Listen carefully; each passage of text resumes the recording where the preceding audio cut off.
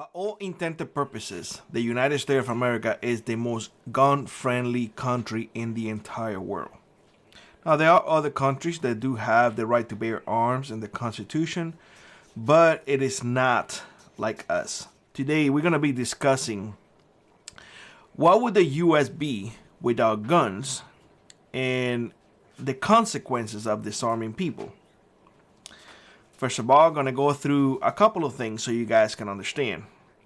I come from a country that when the dictator took power, confiscated all the guns. 60 years later, that country still remains under the same regime. So, Cuba is still under communist regime because, well, guess what? The person who got in power was smart and took away the ability of the public to defend themselves and overthrown a tyrannical government. So that right there should tell you as much as you need to know. But nonetheless, history is full of those cases. If you don't know, well, just search, do a quick search and ask, like, how many dictators disarmed the population before they committed genocide? You're going to have a few examples. Nonetheless, without firearms, ordinary citizens will not be able to protect themselves. The thought of, oh, just call 911 and they will come in and help you. Well, 911 or police officers are there to enforce the law. And they are minutes, sometimes hours away. So when seconds count, and I will emphasize this especially for women. A gun is a great equalizer. A great equalizer. Don't let nobody tell you otherwise. When you are in danger, the gun will save your life. That person who wants to rape you will meet his end. Because you have that equalizer. Because a man is stronger than a woman. Physically, is stronger than a woman. So a man can overpower a woman. So, ladies, arm yourselves. Don't let nobody take advantage of you because you think that tool, well, it's not okay. It is okay to have. You have the constitutional right to have it. Nonetheless, if you are a family person, you are responsible to protect yourself and your family. I have talked about this in previous videos. It is a false safety. They believe that, a society with less guns is going to be more safe. Criminals don't care whether or not there are laws or bans on guns. They're still going to commit crimes. I mean, being a criminal is illegal and they're still doing it. Breaking the law is illegal and they're still doing it. Robbing people is illegal and they're still doing it. Raping is horrible and illegal and they're still doing it. So what makes you think that they're going to follow the law and not have a gun? Well, because nobody has it. Let me tell you something. Where there is a will, there's a way. And they will find it. There are countries out there. They have absolutely ban on handguns. Japan is one of those countries that has an absolute ban on handguns. And guess what? There are still handguns. Criminals still do have handguns. Or firearms in general. So don't let nobody tell you that, yeah, you're going to be safer with less guns. That is not true at all. At all. So the Second Amendment of the United States is about maintaining freedoms. And I often say in this channel, the Second Amendment is the most important of all the constitutional rights. Because it is the one that protects all of them. Listen, what do you think, or why do you think, that in Cuba, you cannot talk ill about whoever is in power? You cannot talk ill about whoever's in power because they will come, beat the bejesus out of you, throw you in jail, beat the bejesus of you again, and there is nothing that you or your loved ones can do. You know why? Because they don't have tools to do anything about it. So that Second Amendment puts a huge stop sign on any tyrannical government, on anybody who wants to do harm to you.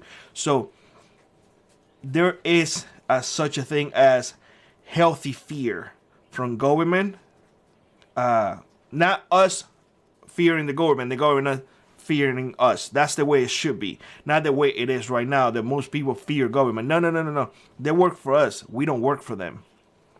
So, now I mentioned to y'all before that history is full of examples of when people took away the guns and they committed mass genocide. Just look it up and you will see those examples over and over and over.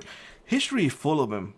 And the fact is that many folks pretend or want to ignore them because they want to move an agenda, that agenda of disarming people. Because in order for those genocide events to happen, people could not be armed. Because if people were armed, what do you think will happen? People will rebel. People will go and say, no, you are not coming here. You are not taking my daughter. You are not. No, hell no. And it is on. And I know a lot of people always say, well, they have bigger guns than us. But we are many. We are many. We are way more than them. You know, it's the same mindset of, can an ant take down an elephant? A single one? No. But millions of them? Absolutely. And we are millions. Keep that in mind. Now, America, when it comes to America, America without guns is not America. And firearms, quite frankly, makes us who we are. It is in our nature to have firearms. It really is. We are a country found on firearms. Plain and simple. If you take away that, it's like taking away who we are. You see what I'm saying? So when it comes to that, it's you really have to understand that it has a significant in our lives.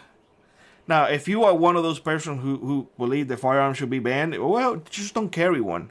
But don't try to take mine. Because if you do, well, I will ruin your day. Let's just put it like that.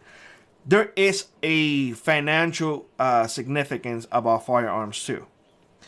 Firearm industries provide a lot of jobs. A lot of jobs. They provide government with a lot of taxes. So if you remove those companies, what do you think is going to happen? A lot of unemployed people are going to get really angry. And, well, government is going to have less taxes. So you think government wants less taxes? Nah. They're gonna tighten the belt as much as possible, but not enough. Not enough.